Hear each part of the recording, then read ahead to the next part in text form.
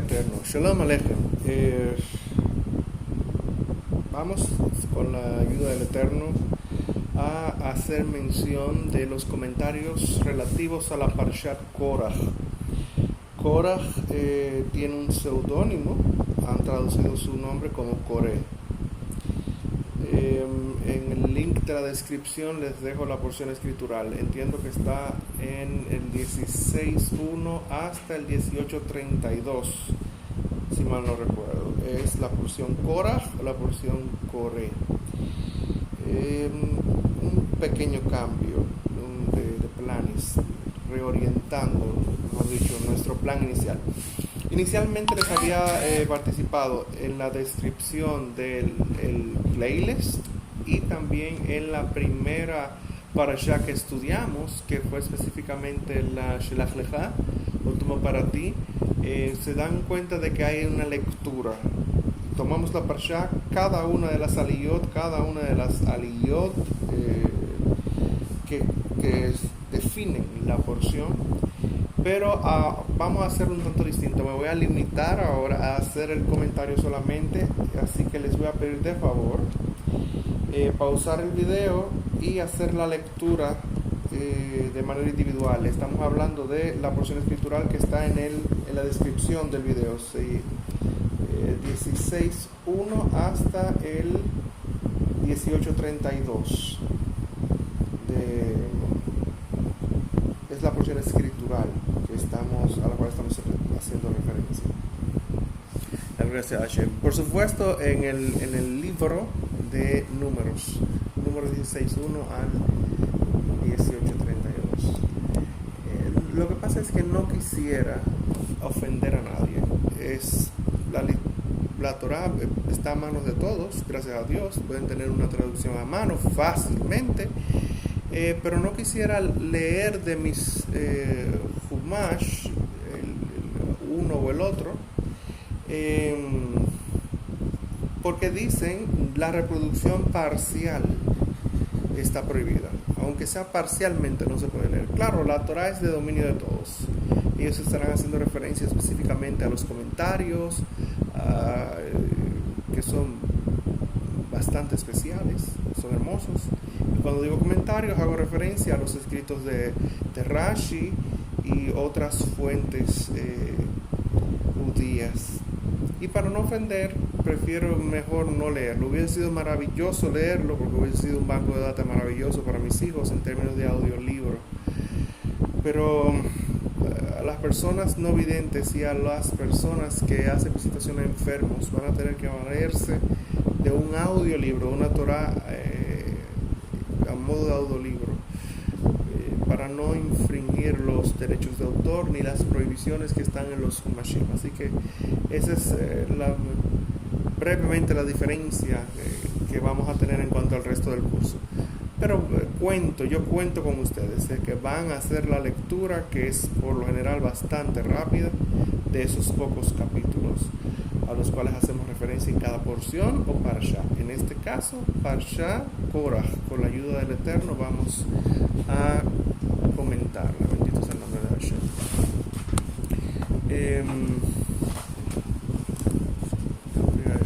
Con esta pequeña diferencia vamos a comenzar con los acápites que tienen que ver con la parsha. Primeramente vamos a hacer referencias a quienes fueron los que conformaron la rebelión. Korach, primeramente, y de sus vecinos al sur. En el sur estaba el estandarte del sur, estaban los rubenitas, los hijos de Rubén. La gracia de Hashem. Y estos 250 personas muy letradas en la palabra se le sumaron a Korach, y Datam y Abiram y hijo de Pelet. Estos fueron los que se unieron a Korach en la rebelión. La gracia de Hashem. Está escrito: la mujer sabia edifica su casa y la mujer insensata la destruye. Esto esto está escrito en los Salmos. Esto está escrito en los Salmos haciendo referencia a esta parsha, a esta porción de la Torah, en la cual vemos que la esposa de Korah destruye su casa y la esposa de On, hijo de Pelet, la edifica. La esposa de Korah le dijo: mira, tú eres más bello, más inteligente, más rico que Moshe, y Moshe te tiene envidia y debes tú tener una posición de altura superior a la de él, y de hecho debieras optar por la Keuná, por la corona de la Keuná. Y él te tenía envidia por lo hermoso de tu cabello, y fue por eso que te dijo: raparte los cabellos completos y aún las cejas y todo vello de tu cuerpo. Y le siguió reclamando cosas. Por supuesto, esto fue en parte de la consagración de los levitas como un todo. Y dentro de los clanes levitas estaban los hijos de Kehat, y de Kehat vino Amram, y de Amram vino Moshe y Aarón. Pero también se hace específico los hermanos de Amram, de los hijos de Kehat, de los hijos de Leví. Y en esta parte es, a ver si puedo encontrar esta porción.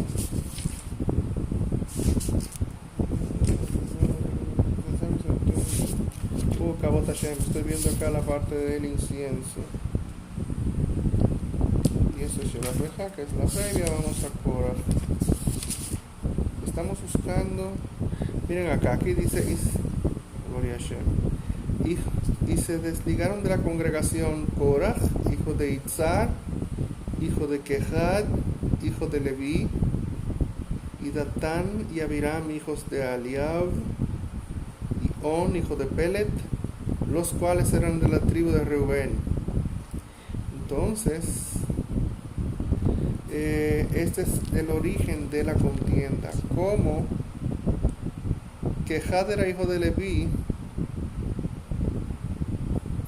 y su padre, el padre de Korah era Itzar, y Itzar tenía 3 hermanos, uno de ellos Elitzafán y el otro era Amram. De Amram sabemos que viene Moshe Rabenu y Aarón Cohen y Miriam la profetisa, y de Elitzafán vemos que fue elegido el mayor de sus hijos a seguidas, en un orden. El Eterno de bendito nombre escogió a Moshe Rabenu y le dio la corona del reinado. En ese momento la corona terminó por supuesto en cabeza de David, y la corona de la Keuná se la dio a Aarón a Cohen. Entonces, en orden de nacimiento, el mayor de los hijos de Itzar, que era Korah, debía ser quien tuviese la siguiente función determinante. No así fue, sino que fue escogido el mayor de los hijos de Elitzafán. Y esto causó dentro de Korah una incomodidad que le llevó a dar oídos a su esposa y alzarse en rebelión.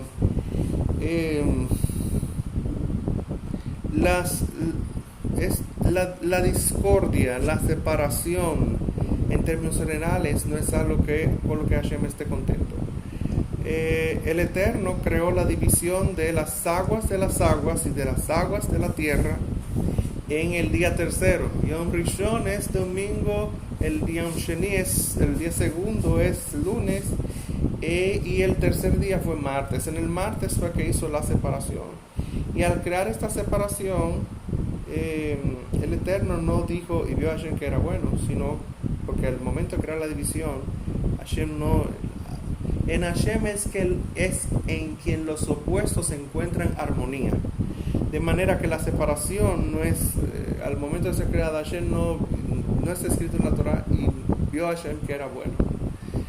Entonces, esto acá es mahloket, es división, es contienda, el Korah hizo una sublevación, irrumpió la paz y la armonía, y eso no le gustó a Hashem. Am, entonces, esta es la, a grosso modo, cómo nos ambientamos en ese punto temporal-espacial. Ahora un poquito más de detalle. Ya sabemos quiénes fueron los integrantes. Ya sabemos que el esposo de Korah destruyó su casa al causar que Korah hiciese rebelión. Ahora, ¿cómo fue que la esposa de On, hijo de Pelet, le salvó? ¿Cómo edificó su casa? Ella fue muy sabia. On se acercó a ella y al ver ella el tumulto, dice, ¿qué va a pasar? Estamos de camino a rebelarnos contra Moshe Rabbeinu. ¿Y quién va a estar si Moshe Rabbeinu baja de su pedestal, ¿tú vas a subir ese pedestal? No. Si Moshe queda en su lugar, ¿tú vas a subir de pedestal? No. Entonces tú no tienes nada que ver con esa rebelión, quédese acá en su casa. Y lo salvó de esa manera. Y On le dijo, lo siento, pero es que ya yo di mi palabra de que ya yo iba a ir, que les iba a acompañar. Entonces su esposa le dijo, yo te voy a salvar de la situación. Ven a la tienda, y lo hizo entrar a su tienda y le dio de tomar vino hasta que se emborrachó. Y él quedó acostado durmiendo y ella se sentó a la puerta de su cabaña, de su tienda, y descubrió su cabello. Al descubrir su cabello es un símbolo de intimidad. Las mujeres casadas no andan con el cabello descubierto en Israel. Es una forma de tzniut, una forma de recato. Es una señal abierta de que es una mujer desposada. Merece un respeto y merece un distanciamiento. No se le puede nadie acercar a decir, tú eres preciosa, voy a invitar a tu padre a conversar con el mío para que hagamos una ketubá. Ya tiene una ketubá, un contrato matrimonial, ya está casada. Y una señal abierta de recato que se usa en Israel. Bendito sea Hashem por esto. Al sentarse en la tienda, cada vez que uno se acercaba a la tienda de él, porque no estaba entre nosotros, vamos a revelarnos cómo quedamos, y se acercaba a la tienda y lo veía él acostado y ella con el cabello descubierto, se alejaban.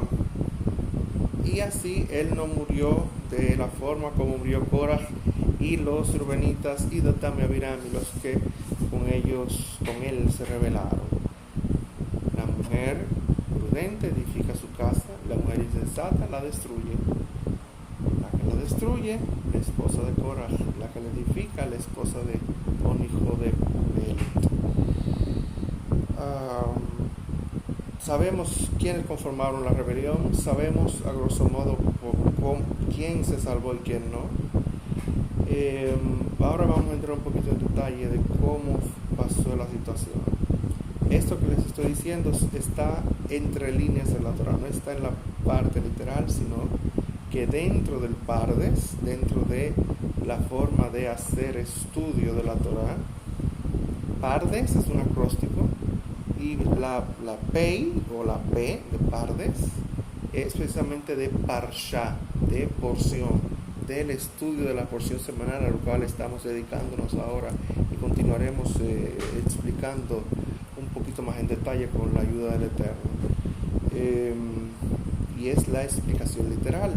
Y el Pardes sigue avanzando en profundidad. En la Pardes Pei de P, Reish de R, es Remes. Está también la Dalet, que es de Trash, los Midrashim. Y está la Samech de Sod, o secreto. Ya de lo literal, que es la Torah escrita, no la tradición oral, por supuesto, hasta el gran secreto, lo más escondido, elevado y santo de la Torah, que está en Samech Sod. Es un viñedo. Pardes es un viñedo, significa viñedo, aunque es un acróstico. Y en Sod está el Zohar. El Santo Zohar es el libro base de la Kabbalah. En la Kabbalah está el misticismo judío, los secretos de la Torah y sus explicaciones, las explicaciones de las codificaciones de cómo el Eterno nos dio la Torah, escrita en la Torah oral. Y estos secretos son muy elevadísimos y se limitan al conocimiento de los sabios, de los rabinos.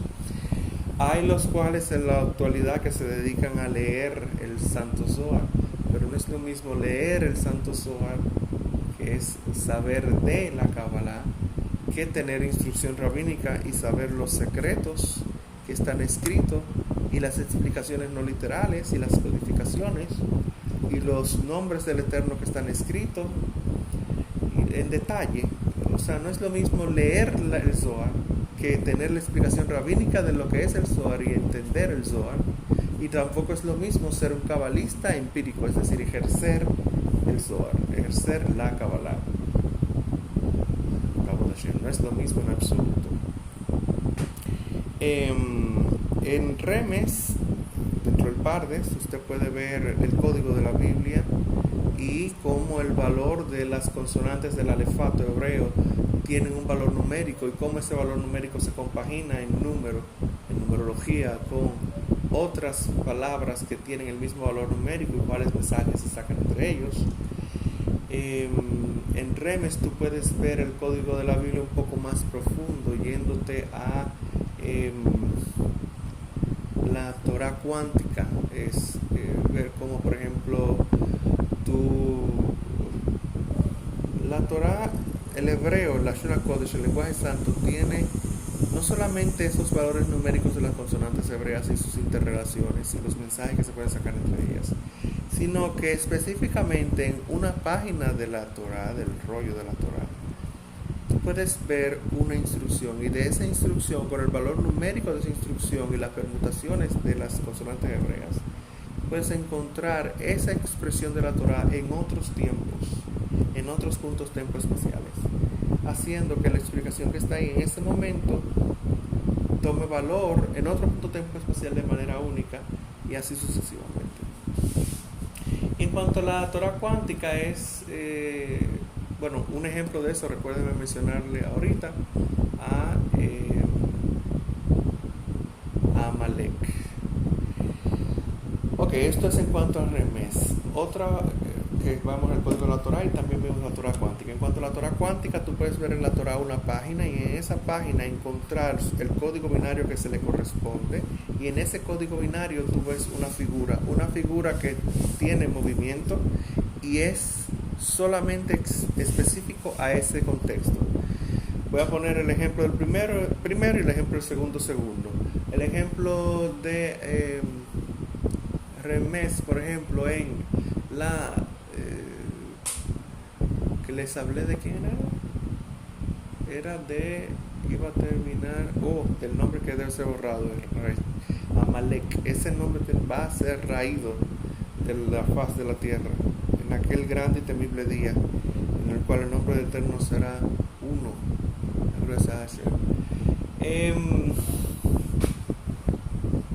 Dios mío, gloria a Shema, ayuda. Esto es tan interesante que se estremece mi cuerpo, de verdad que sí. Ahora les explico. En el valor numérico de las palabras tú encuentras detalles que son únicos.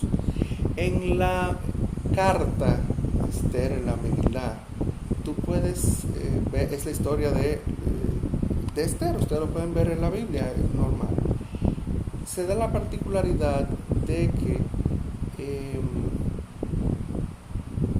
el nombre del Eterno no figura de manera literal, pero está más presente que nunca en el resto de la Torah,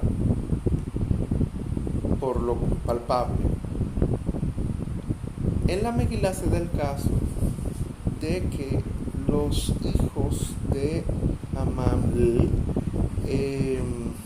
fueron colgados, y no solamente fueron colgados, sino que por lo que hizo esta virtuosa, esta tzadek,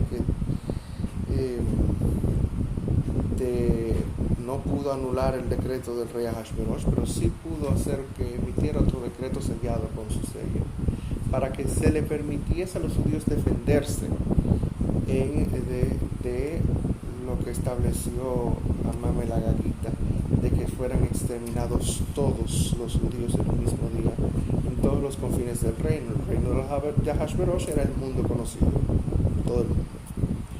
127 provincias en total. Fueron colgados para ser expuestos. Hamam, él era hijo de el Agagita, de Agag. Agag era el rey de los amalequitas. El Eterno ordenó que los amalequitas fueran exterminados y le dijo al rey Shaul que lo exterminara todo: animales, niños, mujeres, ancianos, todo fuese muerto. Y mucha gente se se atreve a cuestionar a Dios diciendo que no debió ser. Y aún el rey Shaul que dejó las mujeres y algunos de los animales principales. Está escrito que toda grosura debe ser a Hashem, lo principal y lo más hermoso. De hecho es tema de esta parasha. En esta parasha se menciona, parasha Korach, que los diezmos, el maftir, la repetición de los últimos 3 versículos, está tan de lleno que hace énfasis en cómo el Eterno apartó para heredad de los levitas los diezmos, primer y segundo diezmo, el diezmo de los pobres, porque no tenían porción de tierra en Israel, pero su heredad fue esta. Así que sí, para Hashem es toda la grosura, pero él no debió quedarse con ninguna grosura ni salvar a las mujeres, por más que lo considerara virtuoso o misericordioso, porque el decreto divino fue explícito, fue muy explícito, fue literal.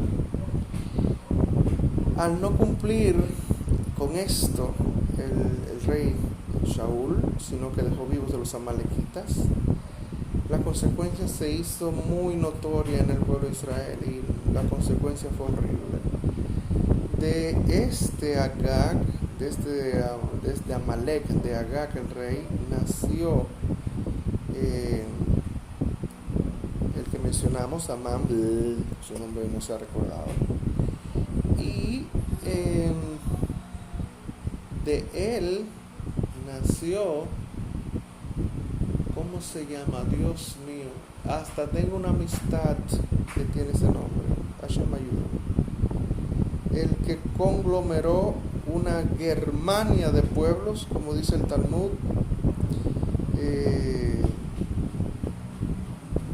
Dios mío, se me olvidó su nombre. Bismarck. Toda Rabba Hashem, bendito sea tu nombre por siempre jamás.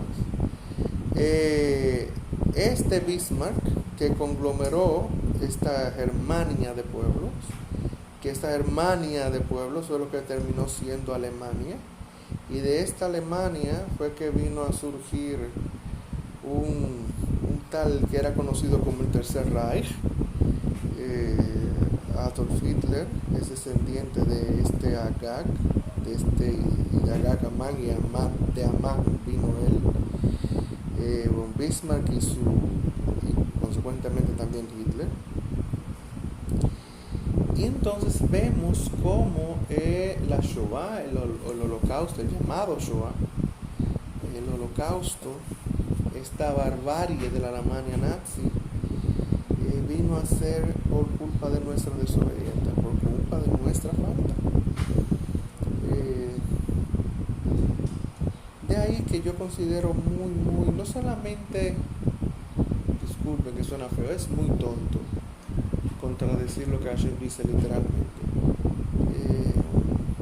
y mucho menos con la intención de agradarle. Voy a contradecir lo que tú dijiste porque te quiero ser agradable. Es contraproducente, no tiene sentido, es tonto. Hasta pareciera una locura. Sino que vemos que la Shoah no hubiese sucedido si hubiésemos obedecido a Hashem, si el rey Shaul hubiese cumplido con esto, que para los ojos de muchos es una barbarie, es horrible. ¿Cómo lo va a exterminar a todos, hasta los animales? No se cuestiona a Hashem. Y si tú quisieras preguntarle a Hashem algo, primero obedécele y luego pregúntale el por qué. Y ese fue el compromiso que hizo el pueblo de Israel. Haremos y escucharemos. Entonces, ¿por qué les hago este relato desde el rey de los amalequitas, nombre que será borrado cuando Hashem haga su nombre uno en el grande y terrible día del Eterno? En todo esto, porque el valor numérico dentro del Pardes en Remes, en la Reish de Remes, está el valor numérico de las palabras y están las concatenaciones de esos valores numéricos. Y en la Megilá tú puedes ver visualmente cómo se repite este incidente descrito y el valor numérico haciendo equals keep, usando el código de la Torah, haciendo brincar igual cantidad de espacios de la Torah. Tú vas a encontrar cómo los 10 militares líderes del nazismo, en comparación con los nombres de los hijos de Amán,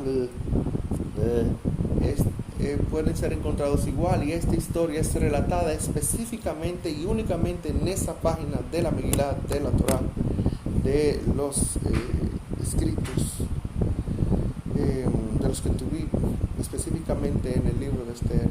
Es cómo fueron colgados y los nombres de cada uno de ellos están en esa página, donde se hace mención de los 10 hijos de Amán.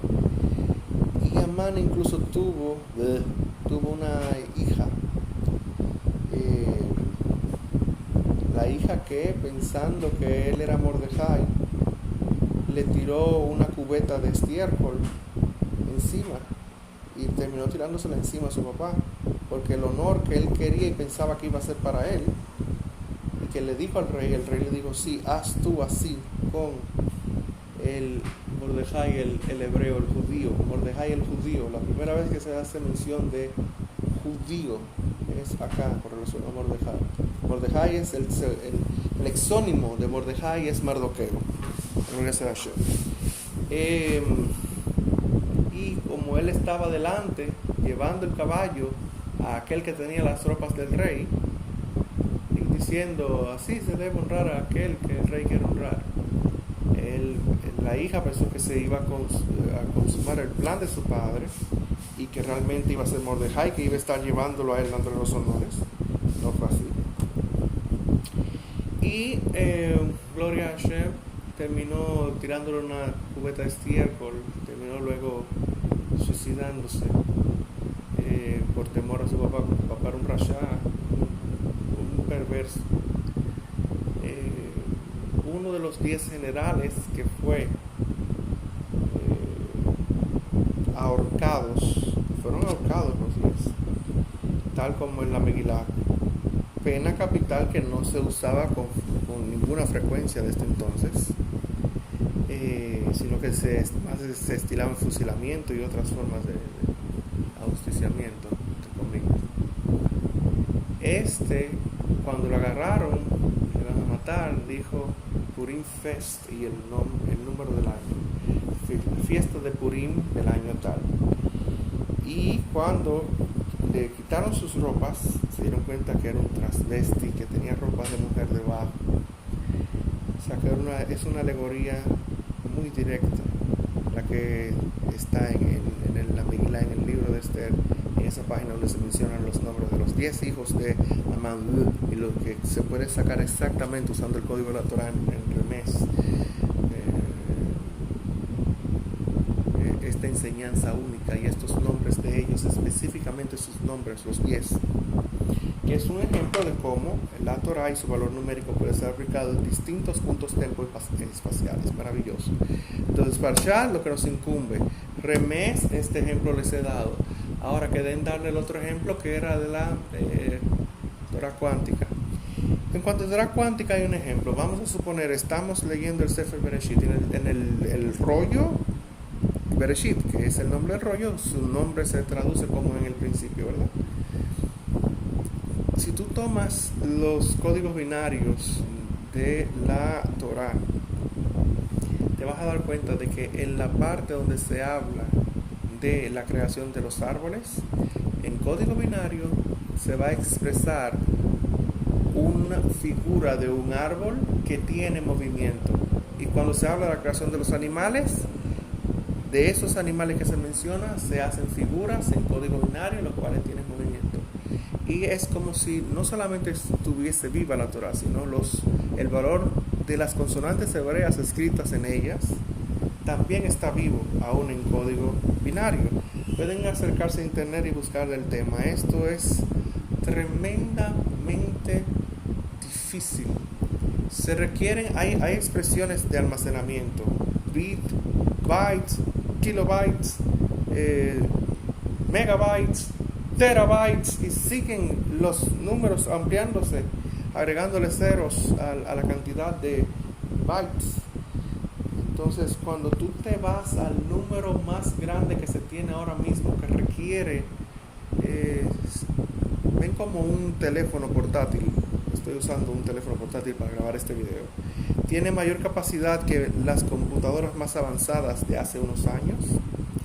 Asimismo, si tú, por supuesto, este celular equivaldría a tener un salón lleno con el hardware requerido para tener esta cantidad de almacenamiento. Pero con el avance en la aplicación tecnológica de materiales,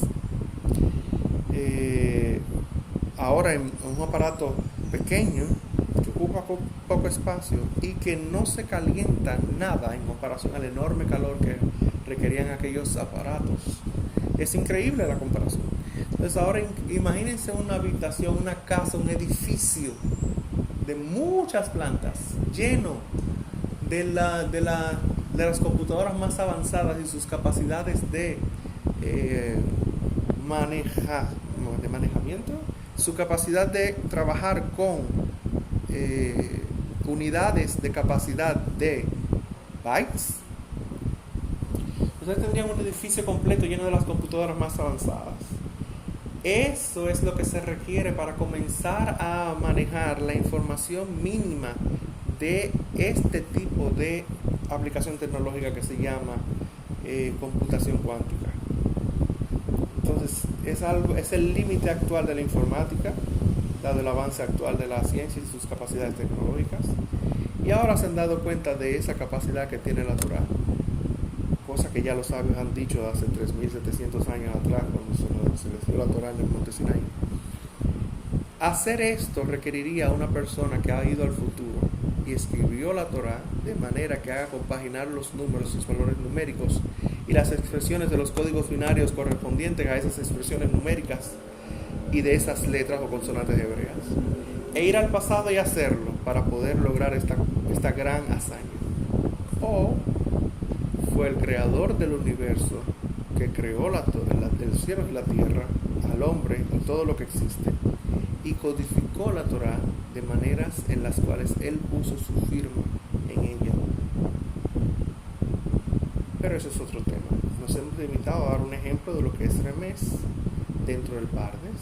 Ahora seguimos del Pardes. Pei, Parsha, Reish, Remés, ¿qué es esto?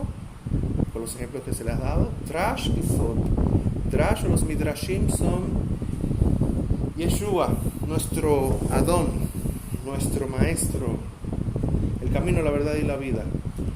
Él hablaba en parábolas para ser entendido solamente por quienes él quería que fuese entendido, y que las personas a las cuales él no le dirigía el mensaje no entendiesen nada. Esto es un midrash, esto es una forma de midrash. Las parábolas son una forma de midrash. Los midrashim son formas en las cuales los sabios, los rabinos, los grandes sabios, encierran en pocas palabras extensos, grandes, magníficos constructos que requerirían una vida de estudio, pero ellos lo resumen en pocas palabras, porque no puede hacer que el otro en poco tiempo beba tanta agua. Una persona no se puede beber un río. Tiene que beber un poco un día, dejar correr el agua, venir otro día y tomar más agua, otro día y tomar más agua, y así. Entonces, estos son los midrashim. Son recursos que usan los rabinos para hacer entender complicadísimos constructos en pocas palabras. Esta es la Dalet de Drash, de los midrashim. El mejor ejemplo es el camino, la verdad y la vida. Yeshua, nuestro Adón, quien era, por cierto, quien hizo codificar el Zohar para que no fuese entendido por las masas. Él era un esemio. Yeshua era rabino ultra ortodoxo, es el Yeshua, el que tiene por exónimo Jesús, nuestro Dios. Él era esenio, él hizo codificar los secretos de la Torá para que no fuese entendido por las masas, por tener celo de la Torá, de la palabra de Hashem, para ser revelado en su momento adecuado, conforme a la voluntad divina. Entonces, ya en Samech de Sod, ya estamos hablando del Santo Zohar de Kabbalah. Esto es ya demasiado elevado. Estas son las cosas más altas, más sacras, que el conocimiento, no quiero entrar en detalle el conocimiento de la Kabbalah. Hay muchas cosas que se saben en la actualidad acerca de la Kabbalah, pero no se saben de su correcta aplicación. Dejemos este asunto para otra ocasión. Bueno, esto es el Pardes. Y estos son ejemplos a nivel general de las cosas que se pudiesen decir muy ligeramente de del acróstico que es el Pardes. Ahora vamos a hacer uso de esto aplicado a la parsha que nos incumbe. Por ejemplo, por cierto, el Pardes se aplica a todas las parashot, todas las porciones de estudio. En la forma de hacer estudio de la Torah es el Pardes en sí mismo, que es este viñedo. En todas las parashot el Pardes está vivo en varias maneras. Acá, por ejemplo, estamos hablando de la parsha Korach y de la rebelión y cuáles fueron las personas que se vieron involucradas y con quién se salvó, y quién es la mujer que edifica su casa, quién es la mujer que la destruye. Y hemos visto eso. Ahora, ¿cómo realmente sucede esta rebelión? Por ejemplo, Korach era extremadamente rico, extremadamente sabio, inteligente. Inteligente es aquel que lo que conoce lo puede aplicar para su conveniencia. Sabio es el que conoce, ¿verdad? Inteligente es el que dispone de este conocimiento a su conveniencia.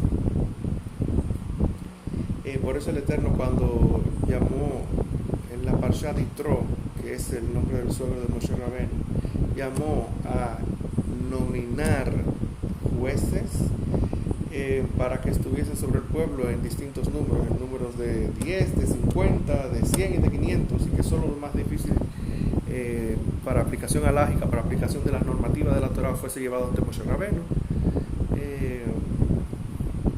Este es un ejemplo de cómo se puede derogar la cabeza de Hashem. La carga, ¿cómo se derogar? No hay otra expresión que tiene. ¿Cómo tú puedes hacer que el otro comparta, tú compartir no la responsabilidad, la acción de Dios mío, santo es el Señor? Tú puedes delegar la cabeza de Hashem funciones. Y esta recomendación de Yitro, el Eterno la vio como buena y así fue, así se estableció en Israel. Bueno, y Korach se hizo acompañar de los rubenitas y se acercó a Moshe Rabbeinu y comenzó a burlarse de él y de Aarón y dijo cosas horribles haciendo uso de la misma Torah. Se acercó y le dijo: Moshe, ben Amram, hijo de Amram. Sí, mira, estos rubenitas que están aquí, todos tenían puestas ropas azul tejelet. Ya dijimos en el video pasado que es el tejelet, cuando hablábamos de los tzitziot. Este cordón azul celeste, este azul tejelet, que debía estar dentro de los 5 nudos de los tzitziot, por el resto de las otras 7 hebras para completar 8 de los tzitziot. Y cómo era con el gilazón que ascendía del mar cada 70 años. Estos reubenitas vinieron con sus vestidos completos de azul tejelet. Y viene Korach y le dice: Ben Amram, ellos están vestidos de azul tejelet de pie a la cabeza. Ellos tienen que usar tzitziot, están sujetos a esa alajá. Moshe Rabbeinu le dijo: sí, tienen que usar tzitziot en sus prendas de 4 puntas. Y él se burló de él y de Aarón diciendo: toda su ropa está totalmente de azul tejelet, todas las hebras de todas sus ropas, y no pueden salvarle esa ropa completa y esa cantidad enorme de hebras, sino solamente una hebra azul anudada en 5. Eso no lo dijo Dios, eso lo inventaste tú. Y así se siguió burlando de Moshe Rabenu en distintas porciones. Por ejemplo, Ben Amram, una casa llena desde el piso hasta el techo, llena de Sefer Torah, de rollos de la Torah. Hay que poner en ella la mezuzá. Moshe Rabenu le respondió, sí, claro, la casa está sujeta a la halajá de poner la mezuzá, de poner el rollo de la porción del Shema que se pone dentro de una plaquita, y esa plaquita se pega a la puerta, al lintel de la puerta, a la altura del ojo del padre de la familia, del padre del hogar. Esto es la mezuzá. El mezuzot vetejo bishareja, y los pondrás en los postes de tu casa y en tus portones. Es un mandamiento de la Torah, es parte del Shema, del gran mandamiento. Sí, está sujeto a la normativa de poner mezuzá. Todas las letras de la Torah y todos los rollos de la Torah que van desde el piso hasta el techo de la casa, que está ocupada completamente de rollos de Torah, no van a salvar la casa, y un versiculito de un rollo de Torah va a estar pegado a la puerta, y eso sí lo va a salvar. Esas son tonterías tuyas, eso no te lo dijo Dios, eso lo inventaron ustedes. Y así siguió tratando de ridiculizar a Moshe Rabenu, haciendo el mismo uso de la Torah. Cuando se acercó, esto fue el argumento que usó, cuando se acercó en primera instancia, le dijo, basta ya de ustedes. El Eterno dijo, toda la congregación de Israel es santa.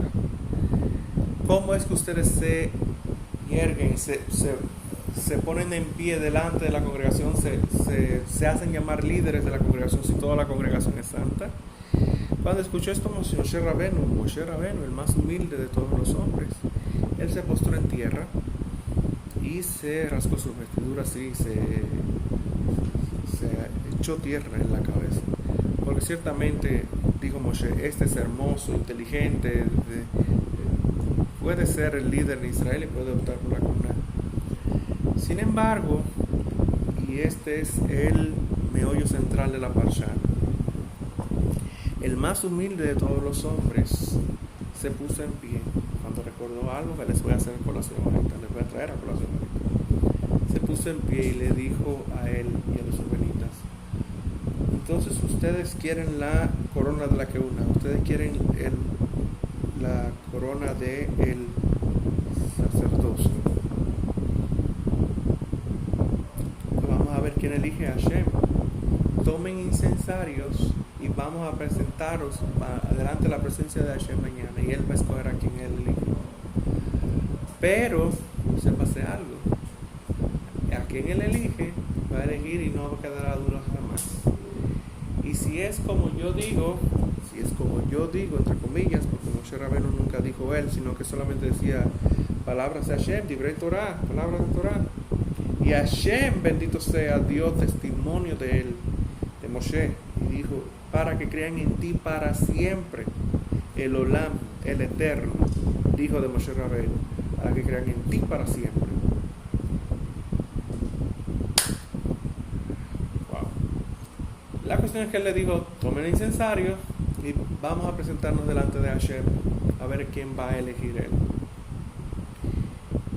Si yo tengo la razón, entonces ustedes no van a morir una muerte como las que mueren las personas normalmente, sino que Hashem va a causar algo nuevo y especial. Va a hacer que ustedes sean tragados vivos al Sheol, ustedes y todo lo que les pertenece. Entonces, esa señal dio Moshe Rabenu. Y no terminó de decirlo cuando Korah, sus hijos, todo lo que les pertenecía, la tierra comenzó a abrirse y los tragó en vida y les tragó al Sheol. Y a los rubenitas que estaban con él, un fuego les consumió. Entonces Hashem mostró que la Keuná él había establecido que era para Aarón y sus hijos a perpetuidad. Y aquí se demostró esto. Hago énfasis en este relato que dije que era el meollo del comentario de la Parsha Korah. ¿Cómo es que las personas, me ha pasado mucho, muchas personas me han preguntado, si tú dices que tú eres humilde, ya tú no eres humilde? Porque el humilde no dice que es humilde. No entiendo de dónde sale este razonamiento, seguro de algún tipo de filosofía. Yo desconozco su origen. El humilde sabe que es humilde y actúa en humildad. Moshe Rabenu está escrito como el más humilde de todos los hombres. Y es cierto que él entendió que Korah tenía los méritos de ser líder y él, aún más que él, por ser humilde. Pero él se acordó de Nadav y Abiú. Y como Hashem les tomó como ofrenda, les tomó sus almas de entre sus narices y los tomó como ofrenda cuando ellos se acercaron a Hashem. Nos acercaron a Hashem con un fuego extraño en el sentido de que no se correspondía con el orden del servicio del templo que dijo Hashem a Moshe Rabenu.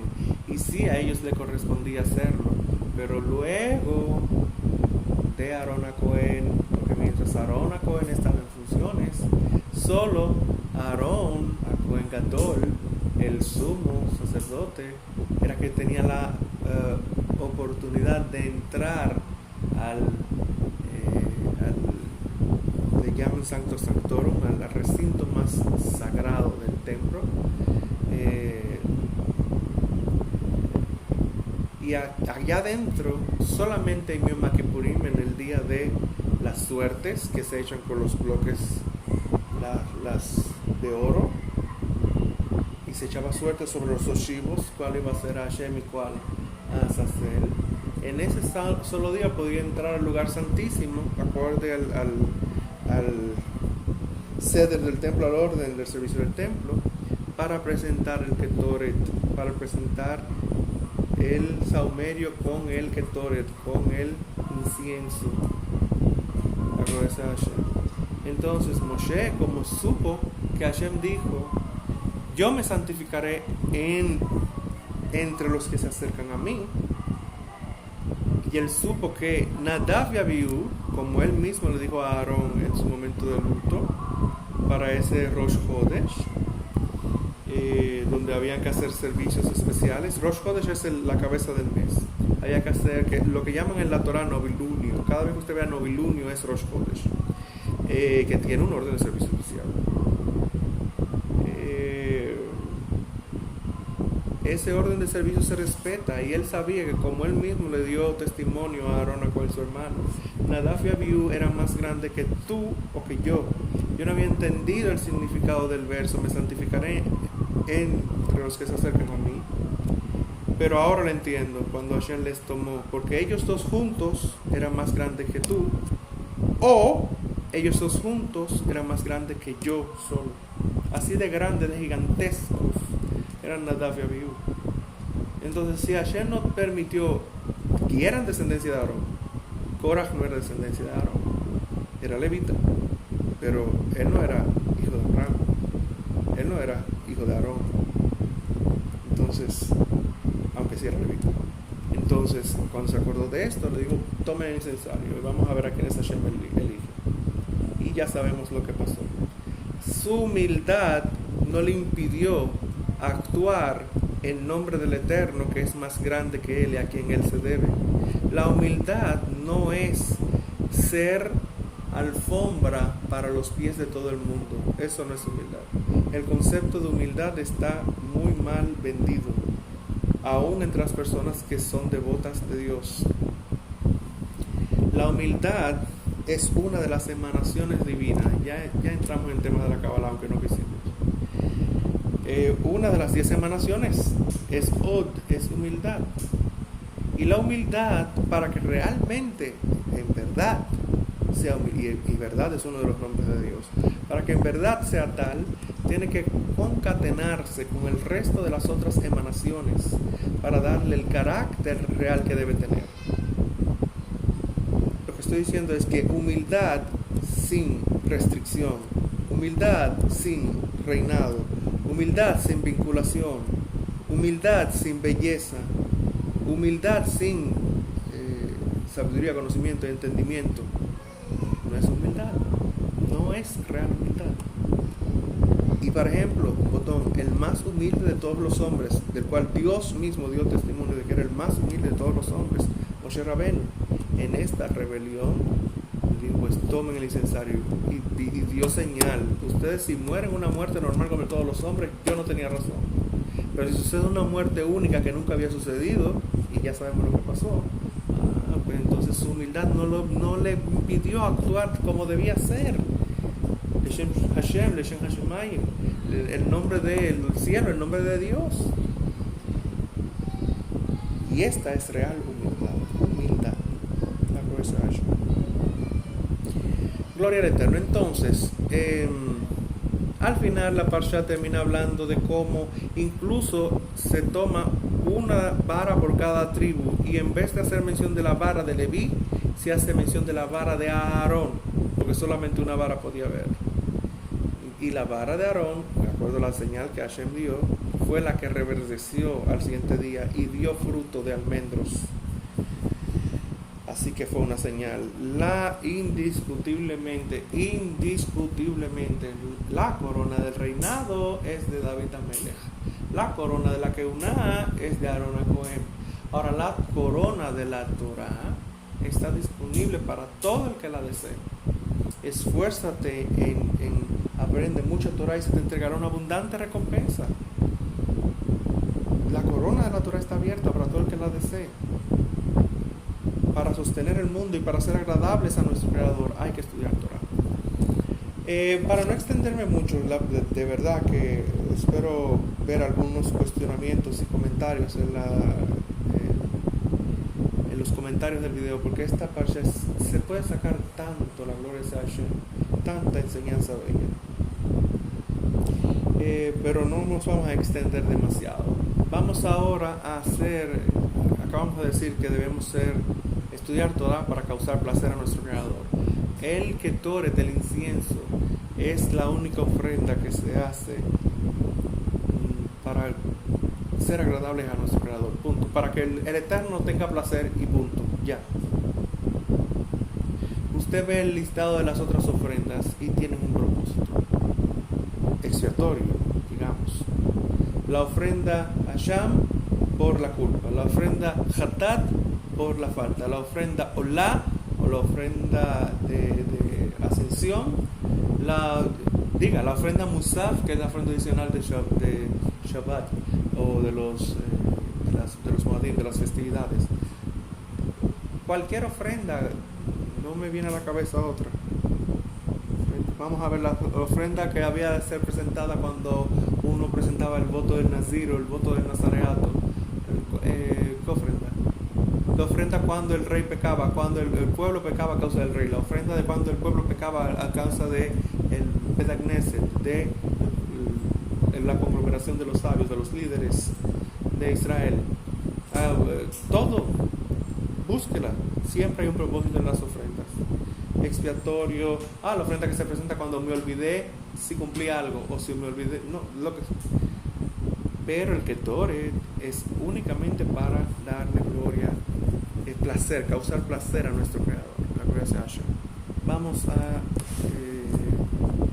concluir lo relativo a esto, que hemos mencionado muchas cosas, porque la mente hace que uno viaje mucho, hablando palabras de Torah, que uno, Dios mío, uno se estremece, uno se siente cerca de Hashem, bendito es. Pero para no extendernos tanto, vamos a leer acerca del Ketoret para saber más exactamente qué es esto que se hacía en Yom Kippurim, en el gran día del perdón y de la expiación del pecado. Parte del servicio del templo que tenía que presentar el Kohen Gadol, y que fue precisamente lo que utilizó el Eterno para probar a los que se rebelaron contra Moshe, del cual él mismo dio testimonio, para que crean en él para siempre, no es hasta ahorita, para siempre. Y lo dijo el Olam, el Eterno, bendito es.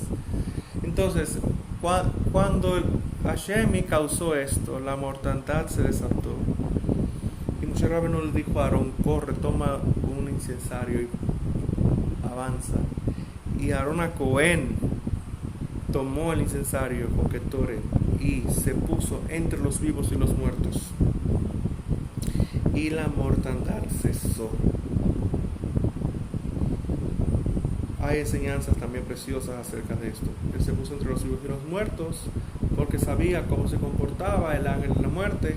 El ángel de la muerte y todos los ángeles, cada uno de ellos dio uno de sus secretos a Moshe Rabbeinu cuando Hashem lo hizo ascender a buscar la Torá. Pero aquí vemos cómo el Eterno desató la mortandad. El ángel de la muerte le dio autoridad para hacer, y el ángel de la muerte tuvo que obedecer a Aarón a Cohen, porque dice el versículo, y cesó la mortandad cuando él se puso entre los vivos y los muertos. Dios te dijo mata, y porque Aarón hizo algo tú vas a dejar de hacerlo. No un hombre, un ángel, el ángel de la muerte. Kabot Hashem. ¿Qué sucedió? Que Hashem, su Shekhinah, su revelación, estaba en el Mishkan, en el tabernáculo de reunión, pero el ángel de la muerte estaba haciendo su función. Cuando Moshe le dijo a Aarón, hazlo, a Aarón enseña a los sabios. Aarón se puso delante del ángel de la muerte, y el ángel de la muerte, él era ungido. Aarón a Cohen, era el Cohen Gadol, era ungido. Entonces no iba a actuar con él ahí. Entonces dijo, tienes que apartarte porque estoy. Y le dijo a Aarón a Cohen, mi maestro Moshe, mi señor Moshe, dijo que me parara aquí para que cesara la mortandad. Y la muerte dijo, a Kadosh Baruj Hu, el santo bendito es, me dijo, yo tengo que hacer muerte con esto. Y tú te pones en el medio. ¿Quién es mayor, Hashem o Moshe Rabbeinu? Y le dijo a Aarón a Cohen, mi amo Moshe Rabbeinu, mi amo. Qué bello era Aarón, Dios mío, qué alma tan bella. Tu hermano menor, y tú le vas a decir mi amo. Que era humilde, es que la virtud de Aarón era increíble. Su capacidad de vincularse con Hashem era tal que no tenía miramiento. Aarón a Cohen le dijo, mi amo Moshe Rabbeinu me dijo, haz esto, y él no me va a mandar a hacer esto si a Kadosh Baruj Hu no lo mandó. Así que fue Kadosh Baruj Hu, el santo bendito es, que lo mandó a hacer esto. Así que fue él, esa es la autoridad con lo que él está haciendo. Ven conmigo y vamos ante la esquina para que tú veas que fue Hashem que lo mandó. El ángel de la muerte fue con Aarón a Cohen a el recinto del encuentro, al Mishkan, donde estaban Hashem, la Shekhinah, la revelación de Hashem. No es que Dios está en un lugar, él no puede ser definido en contenido, sino que la Shekhinah, la revelación de él, que se ponía en el propiciatorio, en la tapa del arca, entre los crubim, y solamente cuando Hashem llamaba a Moshe Rabbeinu iba, estaban ellos dos ahí, y el ángel de la muerte y Aarón a Cohen llegaron a donde ellos estaban. ¿Y qué dice la Torá? Y la muerte cesó.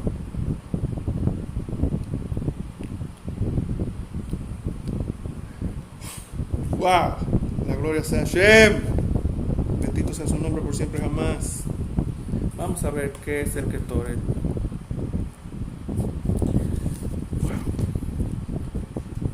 Vamos a estudiar brevemente lo que se enseña acerca de el Ketoret, de el incienso. Vamos a hacer el Pituna Ketoret. No lo vamos a hacer en hebreo porque no vamos a hacer esta oración. Esta oración es tan preciosa, es tan especial.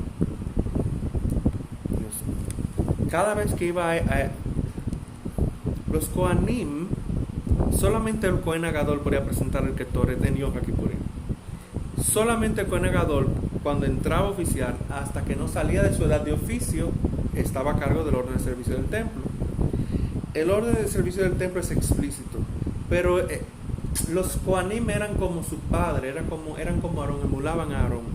Cuando presentaban Ketoret delante de Hashem, solamente para que Hashem haya placer en su creación, el Kohen Gadol, cuando presentaba el Ketoret, se volvía extensamente rico,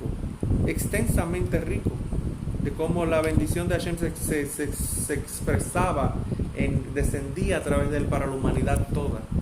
No solo para Israel, para la humanidad había ese fluir no solo de la voluntad divina, sino del placer divino a su creación, y cómo emanaba de él bondad y misericordia se volvía extremadamente rico como consecuencia de esto.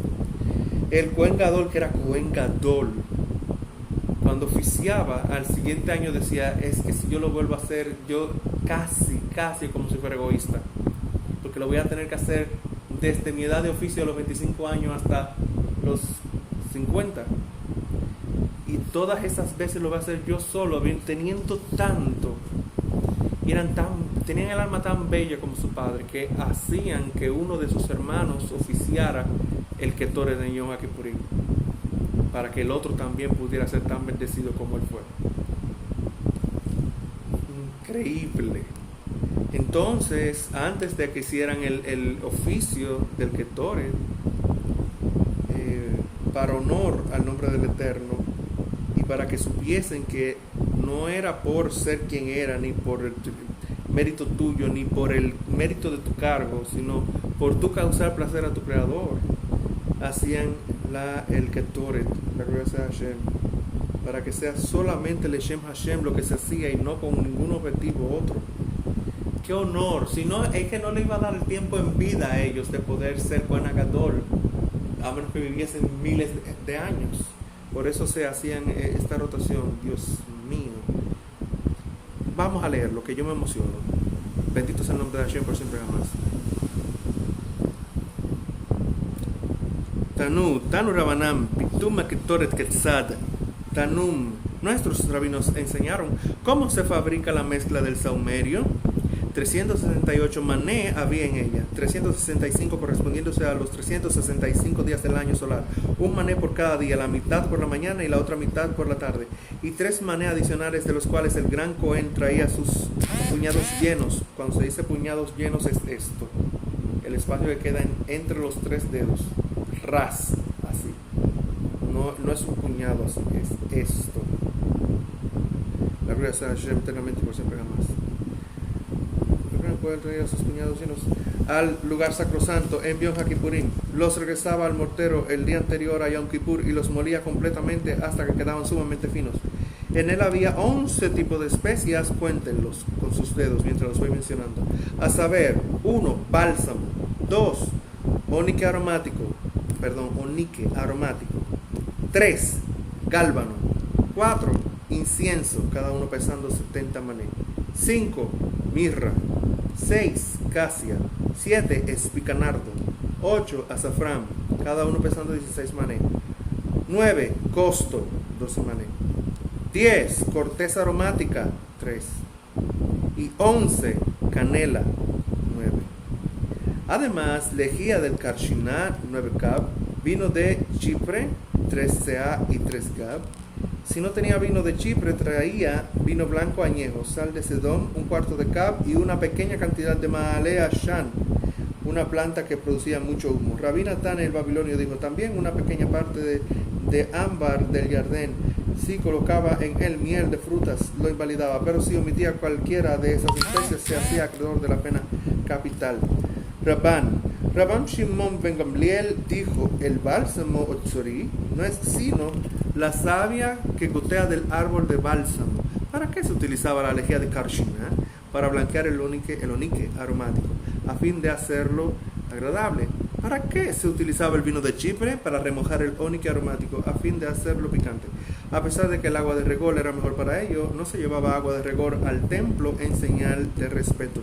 Tania, se ha enseñado, Rabí Natán dijo, mientras uno molía saumerio, otro decía, muele completamente muele, ya que la voz es benéfica para las especias.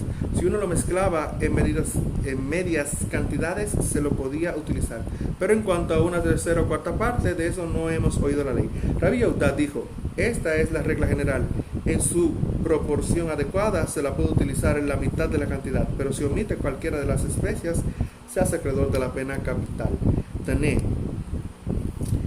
Enseñó Bar Kappara, una vez cada 60 o 70 años, los restos acumulados del Ketor, el saumerio, llegaban a la mitad de la cantidad anual. Bar Kappara enseñó también, si alguien hubiera puesto un cortón de miel de frutas en él, nadie hubiera podido resistir su fragancia. ¿Y por qué no mezclaban en el miel de frutas, porque la Torah declara, pues cualquier levadura o cualquier miel de frutas no quemarás de ellos una ofrenda de fuego para el Eterno, como está en Baikra o Sefer Levítico 2:11. El Olam, el Eterno, amo de legiones, está con nosotros, fortaleces para nosotros el Elohim de Jacob. Oh Eterno, amo de legiones, feliz es el hombre que confía en ti. Oh Eterno, salva, el rey nos responderá en el día que le invoquemos. Es agradable para el Eterno la ofrenda de Yehudá y de Jerusalén, como los días de antaño y como en los años antiguos. Gloria a Hashem.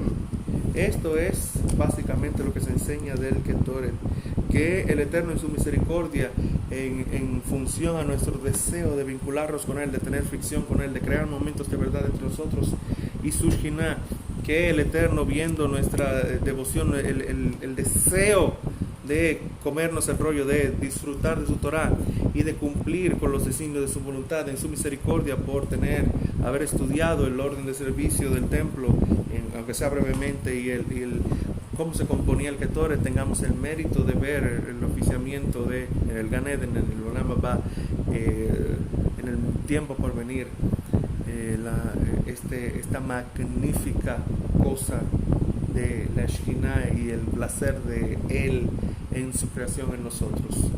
Que este estudio de la Torah, que este comentario bíblico de esta porción sea una invitación abierta al retorno del Mesías prontamente y en tiempo cercano.